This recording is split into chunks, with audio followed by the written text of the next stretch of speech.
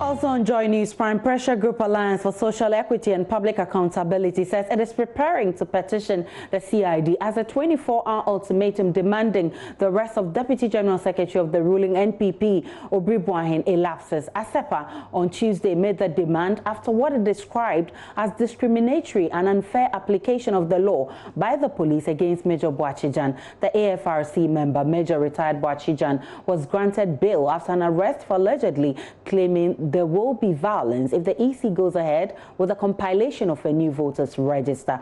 He was cautioned on the offensive conduct conducive to the breach of peace. But ASEPA says the Deputy General Secretary of the governing NPP had also threatened his political opponents with violence and must face the law.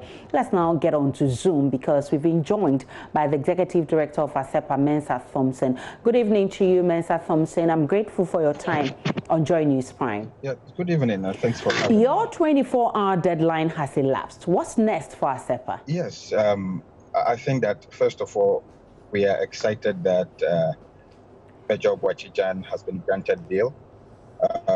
We are trying to get in touch with his lawyers, discussing on the merits of the case and what further actions the Ghana Police Service intends to take against Major Boachijan. And then as soon as a decision is made, because then I think that would imply that same decision would have to apply to the Deputy General Secretary of the NPP, lawyer Obiri Yeboah, because their comments seem to breach the same fundamental aspect of the Constitution, which the police said labeled as threatening public peace. And so, yes, we are excited that Mr. Boachijan has been given bail. So far, we haven't seen any case being filed against him at court. We don't know what sort of action the police is going to bring against him in court. And so I think that we're still looking forward to see what sort of action the police file, what his charges are going to be. And as soon as the police files those charges in court, we'd expect that same charges would apply to lawyer Obiri Yeboah for making even much more serious comments. And in fact, he went further to even threaten to incite violence and threaten to visit violence on people. And I think clearly that is much worse than the caution statement which Major Boachijan gave in this interview on KFM. Thompson, stay on for me because I've also been joined by the man in the middle of this controversy, former member of the Armed Forces Revolutionary Council, Major retired Boachijan. Good evening to you, sir. First, how do you react to the back and forth? First of all, I'm surprised that the police will react the way they did, because I was only giving a cautionary advice to the agencies involved in compiling or claiming to want to compile a new regime. And I said, look, if you do, experience teaches us that it might lead into civil war. If, and the operative word is if, it's a conditional warning. I have not met with anybody to apply conspiracy to create civil war in this country. You don't do things like that on the radio. You understand me?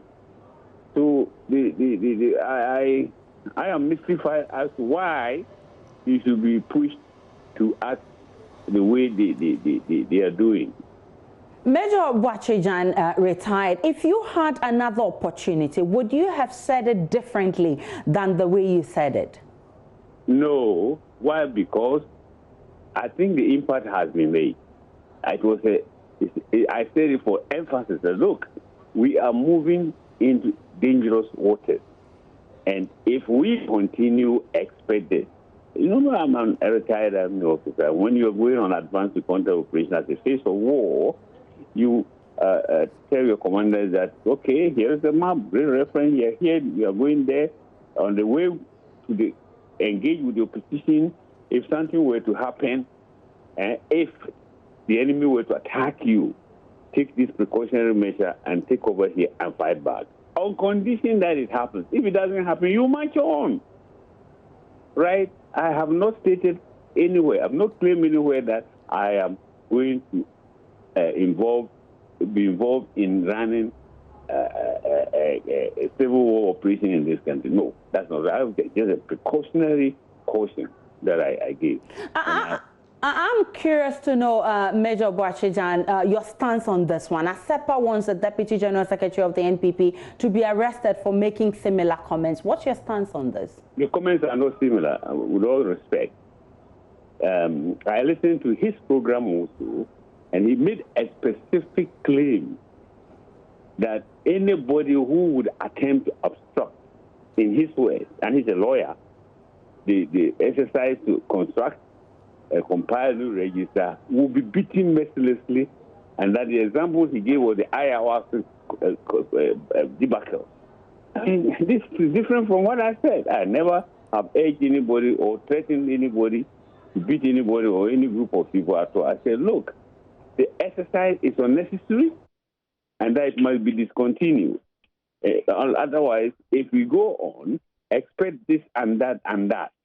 So the onus is on them to stop it and avoid what I predicted. It's a prediction is a normal political and business thing to do.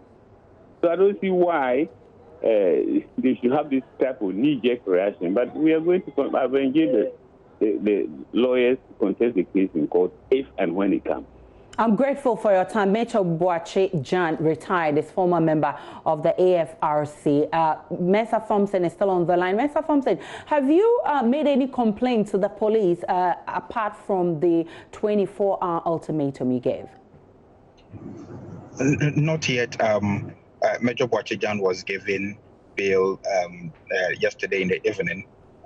The 24 hours ultimatum we gave will expire this evening, and so early tomorrow morning, if we have not heard of any arrest of lawyer Obiri Yeboah, the Deputy General Secretary of the NPP, then we are going to file an official complaint at the CID headquarters with audio evidence of the supposed interview that he granted on radio and call for his arrest. I'm grateful that you joined us on Joy News Prime.